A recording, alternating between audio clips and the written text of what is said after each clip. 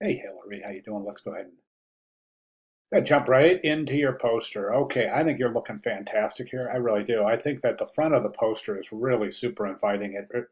Was an interesting choice. I really think it adds a lot of curiosity to the piece and really almost induces the viewer to want to jump in here and take a closer look and even go to the back of the poster to take additional looks. So that's good setup. Now, typography on the front of the poster looks fantastic. Really, really outstanding kerning on both the subhead as well as her name. So fantastic job there.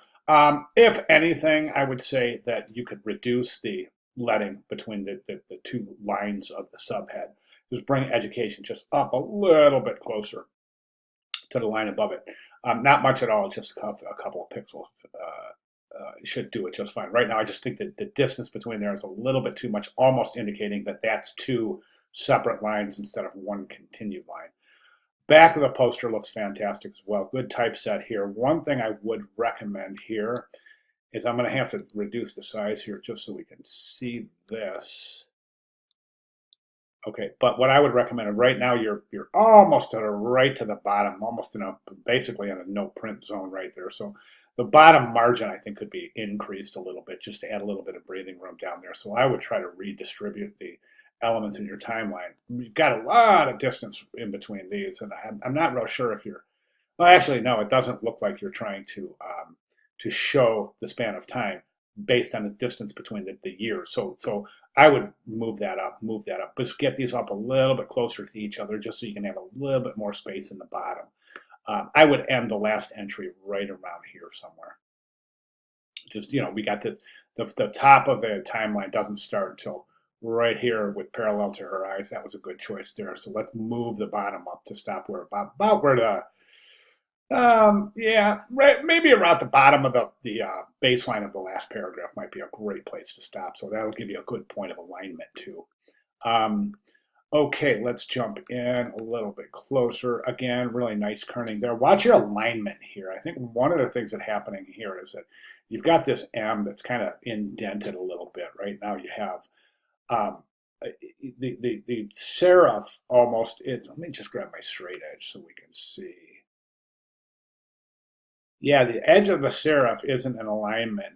Now typically when you're aligning a serif, a headline with serif body copy, that serif right there is going to cause a little bit of interference. It's going to make it appear, if you align the serif with the left margin, that is going to make it appear to be indented a little bit. And that's exactly what's happening. This looks like it's indented. It is a little bit. It's not quite in alignment, but it appears to be pushed to the left a lot further than it is. And that's an optical illusion based on the negative space surrounding that serif. Now, what I would recommend here is to take this body copy right here and just pull it over a little bit so that you're in alignment right about there where the serif starts to get a little bit thicker, right about there or so.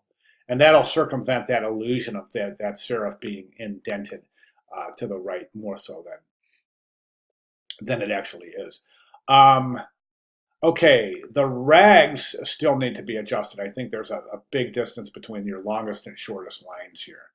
So if we look at that, that's a pretty big distance. So you want to redistribute your rags. So we'll try to clean up the rags edge a little bit. Quite often you can come in here and fix things manually. Just place your cursor right there, hold your shift key, and hit your return. And that should give you a nice hard return, and that you should be able to redistribute the balance of those rags. Um, my only other recommendation is this right here. Right now, you've got the alignment of the entries to the right side of the timeline are not in alignment. Wait a second. Oh, yes, they are. It looks like this. Oh, good job. Okay, yeah, definitely. So I think in the last iteration, they weren't in alignment. So we had, so right now we've got this. We've got the entries on the right side of the alignment are left aligned. The entries on the left side of the alignment are right aligned. And I think that works out perfectly. I think that's a nice touch right there. Um, I'm gonna recommend something, and try it and see if you like it. Right now, I think we could use just a little bit of visual punch here, and I think one of the things that we can do is just sample one of these colors of green out of her outfit, out of the textile, and maybe use it for the numbers. And I think that now you're starting to get into complementaries, so it might not work, but try it. It might just add that little visual punch that we're looking for. And then again, it might add a little bit of being red and green. We don't want Christmas colors, of course, but unfortunately, sometimes using red and green does indicate connotate that holiday, since it's so prevalent in those colors are so prevalent in presentation of that specific holiday. Try it and see if you like it. I don't think we're going to have a problem because this is a nice dark green in here. I think it's just going to add a little bit of visual punch right in there that we could use. Now, and another thing that you could do to add a little bit to the front is just to take one of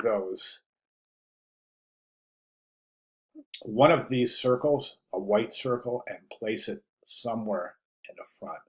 And that's just going to really spark the viewer's curiosity. Just a white circle right there, or somewhere along that line.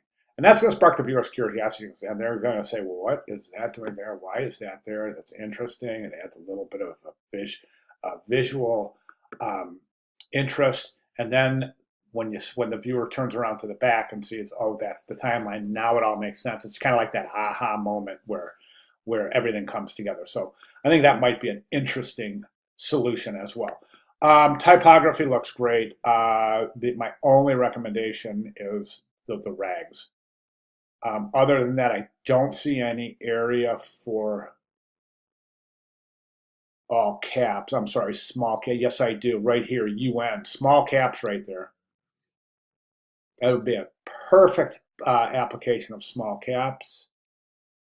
Other than that, I don't see any other areas. So looking fantastic. Really great job. I'm super pleased. I hope you are too.